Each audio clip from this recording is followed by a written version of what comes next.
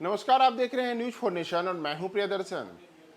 देश में सबसे अमीर पार्टी कौन सी है, यानी कि सबसे अमीर राजनीतिक दल कौन सी है और कौन सी ऐसी पार्टी है जिसके खाते में लगातार पैसों की बरसात हो रही है? आपको पता है?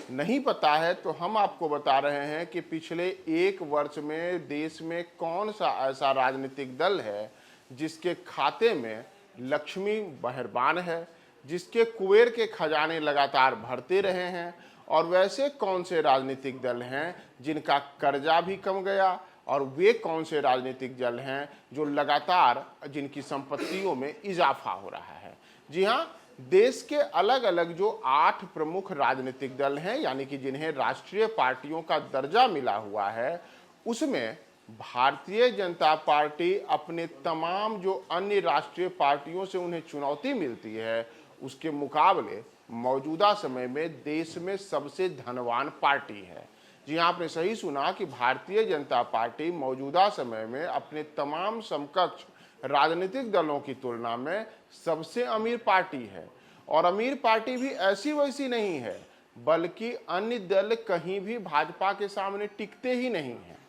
दरअसल देश की 8 राष्ट्रीय पार्टियों की घोषित संपत्ति में पिछले एक वर्ष के दौरान 1531 करोड़ रुपए की बढ़ोतरी हुई है। वर्ष 2020-21 में इन पार्टियों की कुल संपत्ति 7,297 करोड़ रुपए थी। वहीं 2021-22 में इनकी संपत्ति बढ़कर के 8,829.16 करोड़ रुपए हो गई है। दरअसल यह report the association for democratic reforms यानी कि एडीआर की रिपोर्ट के बाद सामने आई है। देश में मौजूदा समय में जो 8 प्रमुख राष्ट्रीय राजनीतिक पार्टियां हैं, उनमें भाजपा, कांग्रेस, नेशनल कांग्रेस पार्टी यानी कि NCP, Bahujan Samaj party, communist party of India, communist party of India, CPI माओवादी, तृणमूल कांग्रेस और नेशनल पीपुल्स पार्टी शामिल हैं। तो इन पार्टियों की अगर हम संपत्ति की बात करें तो जैसा मैंने आपको बताया कि भारतीय जनता पार्टी के सामने कोई भी राजनीतिक दल दूर दूर से कहीं भी टिकता ही नहीं है। तो कैसे? तो इसे ऐसे समझिए कि वर्ष 2020-21 के दौरान भारतीय जनता पार्टी की जो घोषित संपत्ति थी और एडीआर की रिपोर्ट में ये जो बातें सामने आई थी, उसके अनुसार भाजपा के पास वर्ष 2020-21 में 4,990 करोड़ रुपए की संपत्ति थी, जो कि वर्ष 2020-21 में यानी कि एक वर्ष के बाद 6,046 करोड़ रुपए हो गई। यानी कि एक साल में भाजपा की संपत्तियों में 1,056 करोड़ रुपए की बढ़ोतरी हुई।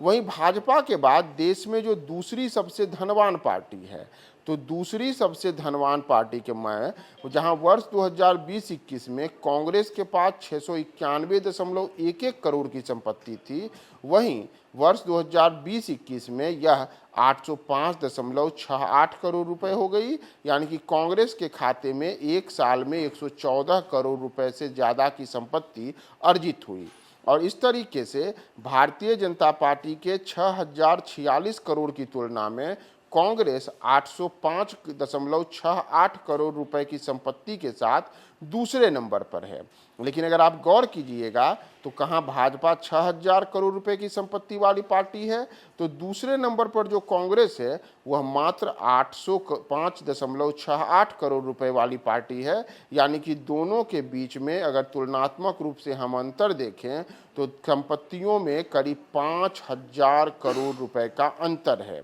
और यह अंतर पिछले वर्षों के दौरान लगातार बढ़ता जा रहा है। वहीं देश के अगर हम अन्य राजनीतिक दलों की बात करें तो इसमें सीपीआईएम के पास में जहां पिछले वर्ष तक 654.79 करोड़ रुपए की संपत्ति थी, वहीं वर्ष 2021-22 में उनकी संपत्तियों में 80.89 करोड़ रुपए का इजाफा हुआ और यह 735.77 करोड़ रुपए पे पहुंच चुकी है।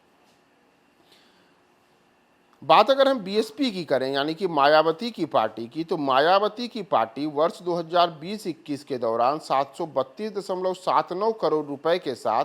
देश की दूसरी सबसे धनवान पार्टी थी। लेकिन अब उनकी जो कुल संपत्ति है उसमें 42 करोड़ रुपए का उन्हें पिछले वर्ष के दौरान झटका लगा और अब उनकी संपत्ति 690.71 करोड़ है। देश में टीएमसी यानी कि जो तृणमूल कांग्रेस है, वो पश्चिम बंगाल की मुख्यमंत्री ममता बनर्जी की पार्टी, उसकी संपत्तियों में जोरदार इजाफा देखने को मिला है और वर्ष 2020-21 में 182 करोड़ की संपत्ति वाली टीएमसी के खाते में वर्ष 2021-22 में 458 करोड़ रुपए की संपत्ति हो गई। यानी कि एक साल के दौरान ही ममता बनर्जी की पार्टी ने 276 करोड़ रुपए से ज़्यादा की संपत्ति अपने खाते में अर्जित की। इन सब के मुकाबले एनसीपी यानी कि शरद पवार की पार्टी को भी वर्ष 2020-21 के दौरान 43.6 करोड़ रुपए का इजाफा हुआ और अपनी कुल संपत्ति को एक साल में 30.93 करोड़ रुपए से बढ़ा करके एनसीपी ने 74.53 करोड़ रुपए करने में सफलता पाई।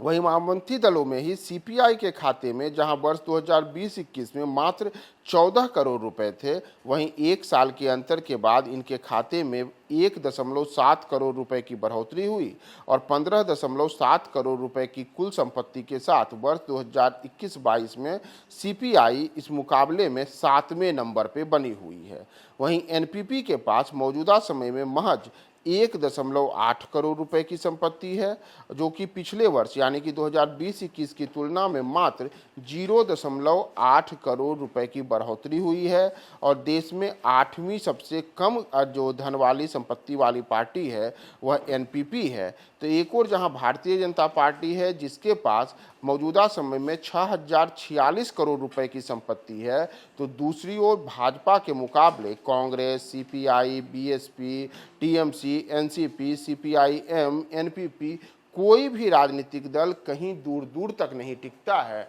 और एक साल के दौरान जो संपत्तियों में अर्जित हुई बढ़ोतरी है उसमें भारतीय जनता पार्टी ने अपने तमाम समकक्ष राजनीतिक दलों को काफ़ी दूर धकेल दिया है। और एक और जहां भारतीय जनता पार्टी का राजनीतिक कद बढ़ा है, केंद्र में पिछले 2 बार से लगातार सत्ता में बनी हुई है, तो वहीं दूसरी ओर उनकी संपत्तियों में जो ये बढ़ोतरी है वह बढ़ोतरी भी ऐतिहासिक है और अपने तमाम समकक्षों के मुकाबले यानी कि कांग्रेस के मुकाबले मौजूदा समय में करीब 5000 करोड़ रुपए से ज़्यादा की संपत्ति भारतीय जनता पार्टी के पास है।